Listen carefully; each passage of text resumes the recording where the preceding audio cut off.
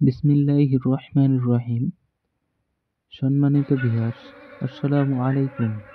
সুন্নাহ lifestyle বিডির পক্ষ থেকে আপনাদের আন্তরিক সালাম, শুভেচ্ছা ও অভিনন্দন। আপনারা এই মুহূর্তে সামনে যে ভিডিওটি দেখতে পাচ্ছেন সেটি একটি মৌমাছি ক্যাপচার করার ভিডিও। আমি একটি মৌমাছিকে বাক্সের মধ্যে বন্দি করেছি। সেটা কিভাবে করেছি সেই বিস্তারিত এই ভিডিওর মাধ্যমে জানতে পারবেন। তাহলে যারা দেখতে চান, বুঝতে চান, তাহলে আমার এই সম্পূর্ণ ভিডিওটি স্কিপ না করে সম্পূর্ণ ভিডিওটি অবশ্যই দেখবেন। ইতিমধ্যে আমরা একটি লেদারের যেখানে ছিল মাছিগুলো লেদারে এবং বাক্সের সাথে লাগা, সেখান থেকে ছুটিয়ে লেদারটিকে বাক্সের পাশে নিয়ে এসেছি এবং আপনারা দেখতে পাচ্ছেন লেদার থেকে যে বেনিগুলো রয়েছে লেদারে লাগানো, সেই বেনিগুলোকে একের পর এক ছুটাচ্ছি এবং বাক্সের ফ্রেমের যে ফ্রেম থাকে সেই ফ্রেমের মধ্যে সুন্দরভাবে লাগিয়ে দিচ্ছি বা বেঁধে দিচ্ছি, যাতে সেখান থেকে ছুটে না পড়ে যায়। আর এই কাজটি সুন্দরভাবে, হালকাভাবে, তাড়াহুড়ো না করে ধীরে স্থিরভাবে করতে হবে, যাতে কোনো ধরনের দুর্ঘটনা না ঘটে। সেই দিকে সচেতন হয়ে খুব সাবধানতার সাথে ধীরে ধীরে আমরা চাকগুলোকে বাক্সের ফ্রেমের সাথে বেঁধে নিচ্ছি।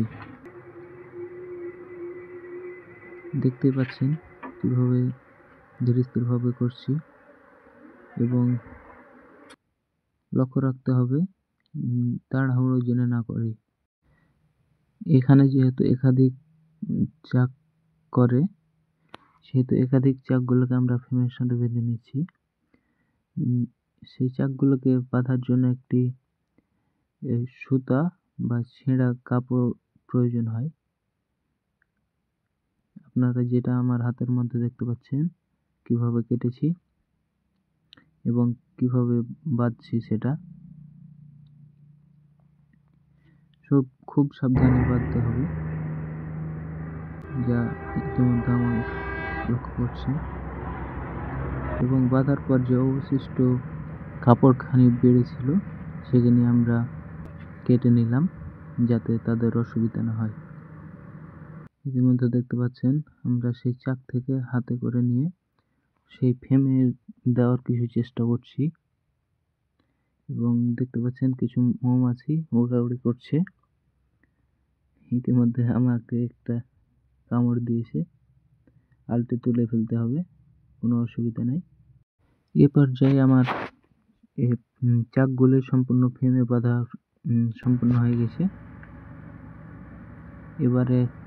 এবারের পালা আমাকে তাদের মধ্য থেকে রানী খুঁজে বের করতে হবে এবং সেখানে ধরে বাক্সের মধ্যে ভরতে হবে। এই পর্যায়ে আমি খোঁজার চেষ্টা করছি, দেখার চেষ্টা করছি। আপনারাও দেখতে থাকুন। যত সম্ভব এই যে গোচ্ছা হয়ে আছে এর মধ্যে থাকতে পারে। যেহেতু একটা লেদারের উপরে ছিল, সেহেতু আমার কাজটাকে সোজা করে দিয়েছি। এখানে যদি আমি খুঁজেও না পাই তারপরে কোনো সমস্যা নাই। রানী সাধারণত গোচ্ছার ভিতরে হয়ে থাকে, যার কারণে খুঁজে পাওয়া অনেক কষ্টকর বা কঠিন হয়ে থাকে। ইতিমধ্যে আমরা দেখতে পাচ্ছি যেখানে চাক লেগেছিল, বসেছিল, সেখানে বেশি পরিমাণে নেই। তারপরে আমাদের দেখে নিতে হবে এখানে রানী মাছি আছে কিনা। যদি থাকে তবে আমাদের ধরে বন্দি করতে হবে, আর যদি না থাকে তবে একে ছেড়ে দিতে হবে, অসুবিধা নেই।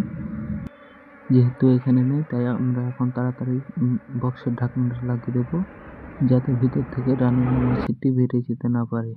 ইতিমধ্যে আমরা বাক্সর ঢাকনাটি লাগিয়ে দিয়েছি সুন্দরভাবে এবং ভালোভাবে খেয়াল করে দেখেছি কোনো দিকে ফাঁকা আছে কিনা। ফাঁক থাকলে সে ফাঁকগুলোকে বন্ধ করে দিতে হবে। এখন কিছুক্ষণ পরে আমরা দেখতে পাচ্ছি যে এখানে মৌমাছিগুলো সুন্দরভাবে নিজেরাই যাওয়া আসা শুরু করে দিয়েছে।